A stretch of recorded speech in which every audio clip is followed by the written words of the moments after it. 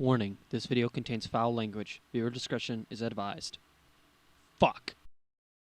Hey there everyone, Zach here with my first top 10 in Yu-Gi-Oh! This is something that was in the back of my head as an idea, and I'd love to share it with you guys. My top 10 most useless big boss monsters in Yu-Gi-Oh! History. These are going to be monsters that are either incredibly wasteful of your resources to summon, or giant letdowns as monsters themselves, or just piss me off by existing.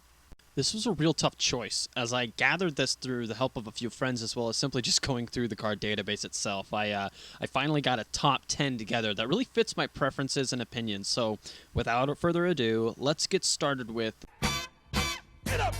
number 10, Flying Fortress Skyfire. This guy has a pretty great effect. He burns and pop on summoner set, which is fine and all. If he wasn't too fucking tough to pull out of your ass to summon.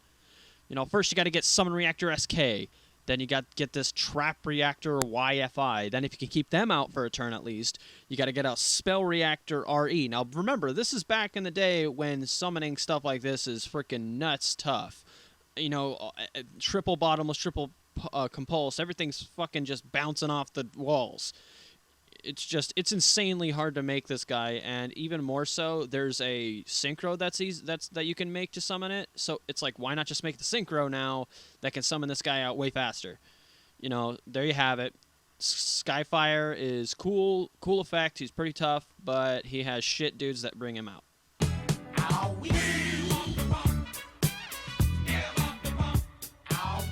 Number 9, Machina Force. This guy is a bigger piece of crap than Skyfire. He takes more dudes to make, makes you pay life to even swing, and he basically just exists to plug up your main deck like a huge turd in your toilet.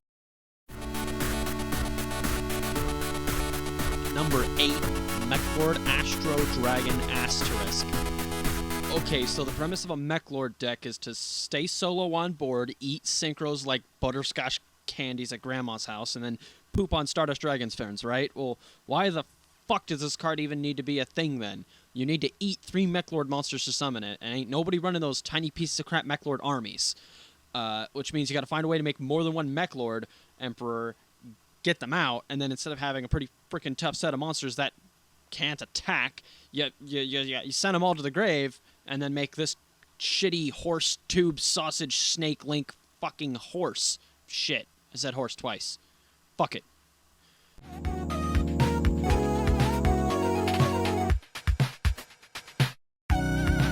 Number 7, Majestic Red Dragon.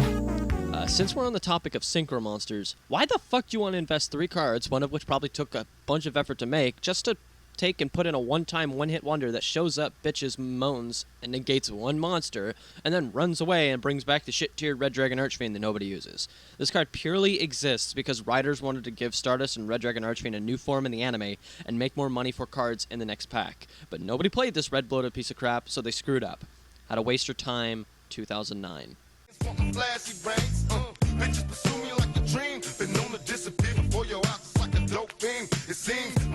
Number 6, Gate Guardian. Now, this is a can of worms I was hoping to bury in the hopes that it would never be uttered again about, but fuck. What's worse than having a no-power piece of eye candy that robs you of 3 perfectly good cards back in the day, then just exists and gets hit by a single fissure and dies? You know what's worse than that? Having it cost like $30, because back in the day this card was expensive as shit because it came out of Magic Ruler or Metal Raiders or some horse shit, and it was super expensive. And yet the only guy who kept it in, who had it at my locals kept it in his binder because guess why? The card is ass. Number 5, Jormungandr, the Nordic Serpent. Okay, so this guy takes biting the hand that feeds you way too far. First thing is that I wasn't even aware that this card existed until I saw it on the database, and the Nordic Wolf Fenrir was on there too, and I was like, oh, that's neat. They got more cards for the Nordic support. It came out of like the Legendary Collection 5Ds. You know, both are supposed to make the Nordic deck stronger somehow by after making the Nordic gods, you can give them to your opponent kind of like a kaiju, but you don't sacrifice them, and it's supposed to combo with the Nordic Wolf Fenrir and it does a loop and it deals damage or something. It's a joke. Both cards are shitty, but at least Fenrir has more attack, and you can probably find some sort of way of beat the opponent by its effect of making both players take damage. Nordic Serpent needs to go away. Open your eyes. Number 4, VWXYZ Dragon Catapult Cannon. Before we got word of the amazing and badass ABC units coming out in October, we had these robots, basically half-assed Voltron ripoffs that took way too much effort to make. This guy had a pretty sweet effect, but to get him out is like chopping off your hand and then feeding it to a shark so that it will eat a smaller shark that you fed your other hand to lure here. That makes sense somehow. Number 3, Dragon Master Knight. Okay, wasn't this card the shit back when you were a kid? Yugi pulls it out of his ass, fuses it with Kaiba's freaking Blue Eyes Ultimate, and then uses that to bitch slap the 5-headed dragon. Everybody just called FGD back in the day. It was so sick. But the process of making him in real life is just a load of fuck nuggets with extra shit sauce. Number 2, Armatile the Chaos Phantom. Now, I've talked previously about a bunch of cards that took a ton of investment to make, but this guy takes the shit cake to the whole new fuck trumpet level. Well, almost. Not in comparison to number 1. But we'll get to that. This guy took getting Uriah and getting Hamon and getting Raphael all out at the same time, or trying to cheat some way by using, like, fucking Prisma or some shit to take their names, and then you get it out and he's 0-0.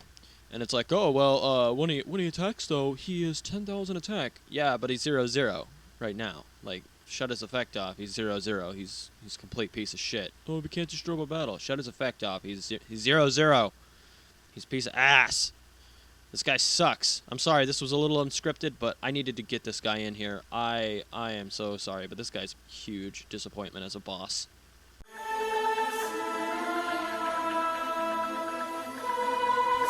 Number 1, Perfectly Ultimate Great Moth.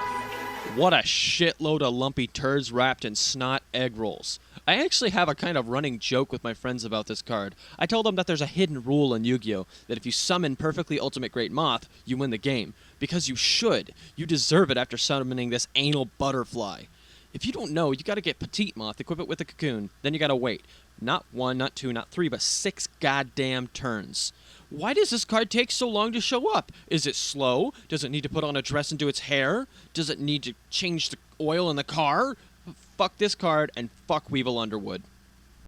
Anyways, thanks for listening in on this top 10. If you guys liked it, give me a sub and a like and give me another idea for a top 10 that you guys thought would be cool to do this way.